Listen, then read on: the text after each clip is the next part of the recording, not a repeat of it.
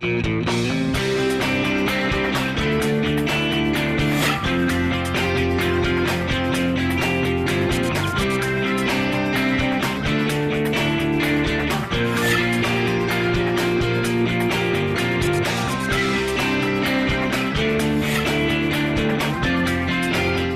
Kristen Oaks White. And I'm Avery Davidson. Thank you for joining us for This Week in Louisiana Agriculture, the only TV show bringing Louisiana farmers and consumers together every week. The average age of a Louisiana farmer is 58 years old and rising. That's according to the USDA's 2012 Census of Agriculture. In this edition of Louisiana Farm Life, TWILA's Karl Wiggers introduces us to a rancher bringing new life to the livestock industry.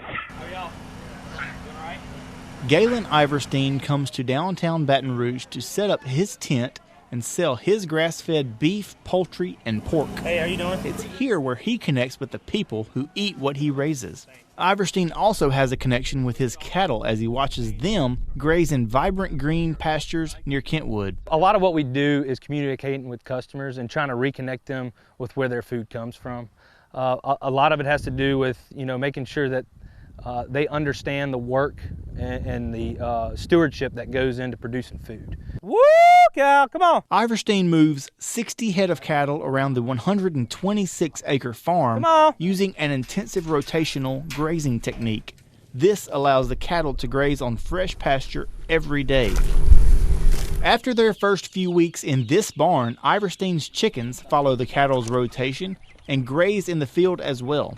These two animals rotating across the farm constantly add nutrients back into the topsoil. It was out of necessity, really, to say, I got smaller acreage, how do we vertically integrate this place and stack enterprises on the same acreage that are all working together for the one goal of building healthy topsoils. I guess when we sat down originally and kind of tried to craft a mission statement or build goals, that's what kept popping to the top. If it's not helping the soil, we're not going to do it. Great soil creates great pastures. This lowers Iverstine's costs. Iverstine's Berkshire hogs are raised in a 20-acre thicket. Like the cattle and poultry, the hogs are also rotated throughout these woods. This is what we're wanting to foster here. While they eat, they're also working for Iverstine to clear this underbrush. Well, this was cut, 30-something years Probably ago? About 30 years ago. And so it was just left, not managed.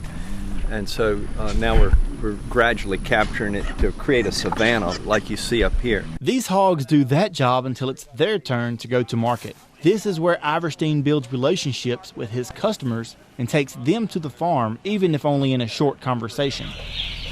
Galen does raise one other animal on the farm each year. His turkeys are always ready at a very particular time in November. The 2 weeks before Thanksgiving is an absolute rat race for us. It's wide open, daylight to dawn, working, getting turkeys ready for people's Thanksgiving dinner.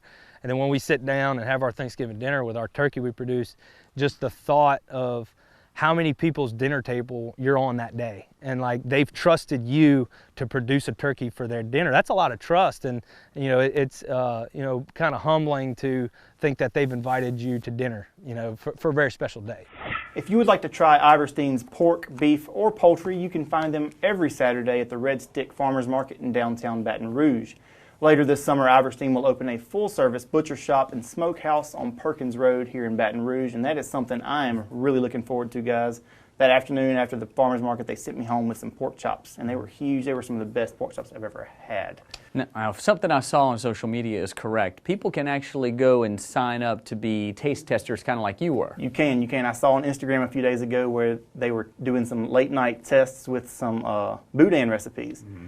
And he asked if anybody was interested in trying them out and being some honest taste testers for them. So you can shoot them a message right there. So I definitely recommend finding them on Instagram and Facebook. They do a really good job there. They do a really good job. They have an awesome social media following, and they have a really awesome ranch in general. So Karl Wiggers, great story. Thanks.